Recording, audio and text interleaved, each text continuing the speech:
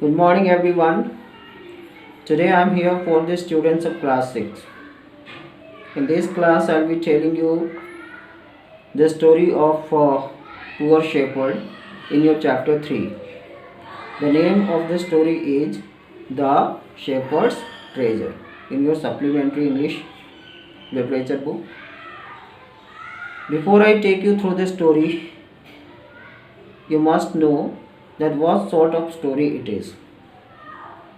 Okay, you must make a note that this story is a folk tale of the country of Iran, right? And the story is all about a poor shepherd. There is a poor shepherd in the story, and he is all uneducated. He is not a literate man because he hasn't ever been to any school for learning. And though he is uneducated in the story, he is very wise and very honest.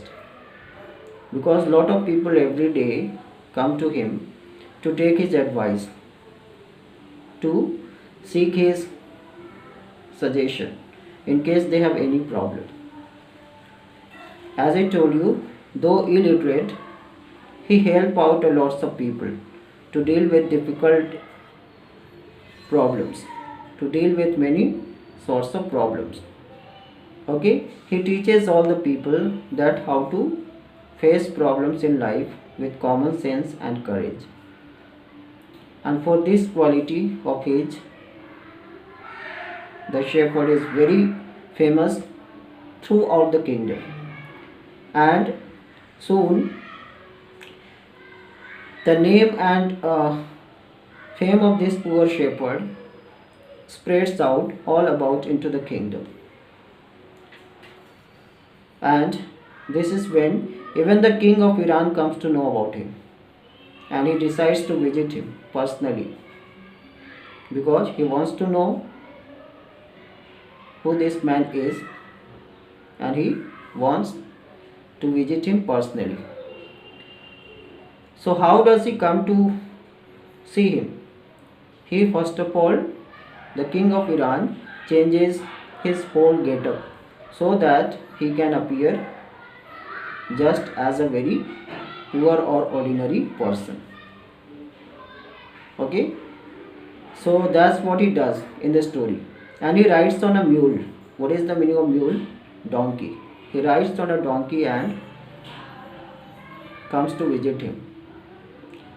And this is when the poor shepherd looks at him in front of his cave. He rises from his place to welcome him. He thinks that somebody has come to see him, so this is his obligation to stand and welcome him. And he takes the king into his cave and takes a very good care of him. And as it is dark, the king cannot leave now, so he decides to spend the overnight there into the cave. He gives him water to drink and shares the part of his food with the king. And the king is very impressed with the quality of honesty and sort of hospitality that he gives him. Right. So he decides to leave from there the following morning. And the following morning, when the king is there now, about to leave from there, he seeks his permission. He seeks means he asks for his permission to leave. The king first of all expresses his gratitude, his sincere thanks to the shepherd, and then wants his permission to leave. The shepherd in return also expresses his deep regards, his sincere thankfulness to the king. Okay, calling him Your Majesty, this is so kind of you, this is so nice of you that you gave me the chance to welcome you, okay, and to spend a night with you, right? So this is when the king comes to know that his real identity wasn't hidden since yesterday, though this was known to him, to the poor shepherd, but he does not reveal it to the king. He does, okay, what he is supposed to do, right? And as we come to know here at this point in the story that the king is very impressed with his humble nature, with his kind behavior. So at this very moment, he decides to appoint him as the governor of a small district, and that's what he does, okay. Now what happens in the story, as he is appointed by the king as the governor of a small district, now he is no merely a poor shepherd. He rises to power and dignity. But when I talk about the humble nature, behavior, and all the good qualities of the poor shepherd, they all were as earlier. Means the shepherd is as humble as earlier. He is as kind as earlier. Okay, he is as friendly to people as earlier. Means there is no any change that comes into his attitude or into his way of dealing with the people. And now next, how the story moves on.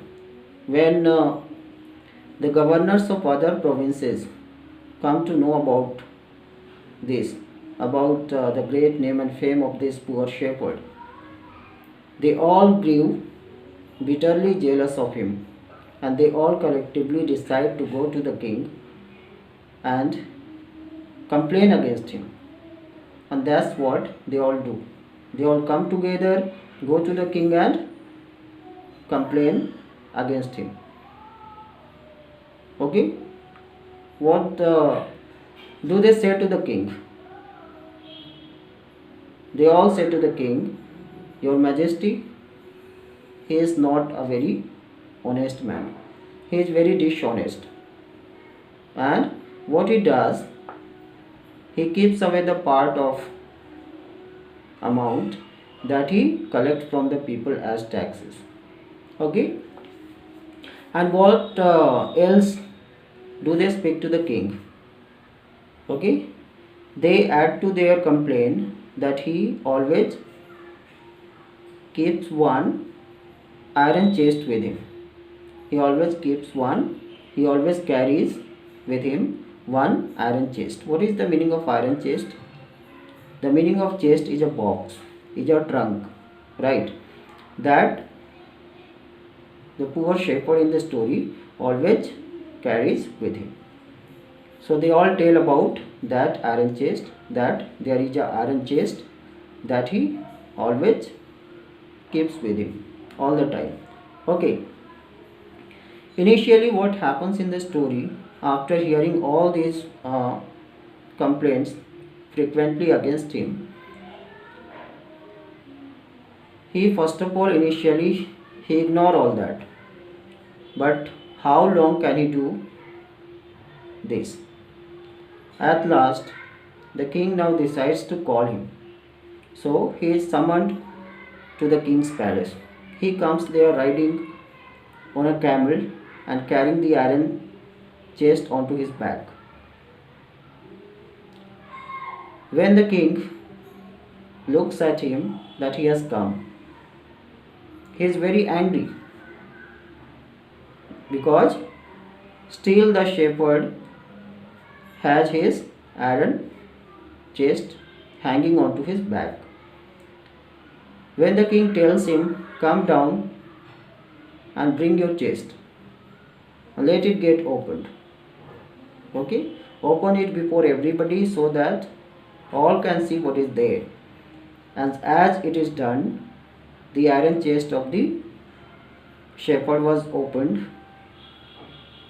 okay, as it is opened before everybody, to everyone's surprise, okay, nothing precious comes out. No gold, no jewel, no silver, no any such precious item comes out from the chest. The one and the only thing that is found is a very old blanket. Okay, this was the only thing which comes out from the trunk, and everyone is surprised that what this happens. Okay, so the king now asks him, what is this? This is a very simple, ordinary kind of blanket. Why do you keep it all the time in your box? Then the shepherd replies to the king, this is my best friend that I always carry with me, that I always keep into that old chest of mine. Because if I lose everything in my life, that is my only treasure. That's what he says to the king. In case I lose everything, in case you take away my robes, my clothes, my dress, because all these things belong to you and they can be taken at any point of time by you. Okay, and this is when it will protect me. That is why this is my best friend. And everyone out there felt very embarrassed. All those, okay, who had complaint against him to the king, they all felt very insulted, very embarrassed, standing out there. And once again the king became very surprised. He was once again very impressed with the honesty, goodness, and the kindness of the poor shepherd. And so this is when, in the end, the king once again decided to appoint him as the governor of a large district. Okay, so this is how the goodness, kindness, and the honesty of the poor shepherd are respected by the king. Okay, he was once again given the chance to rule or to take care of a larger district than earlier. This is how the story comes to an end. Okay, thanks for watching. See you next.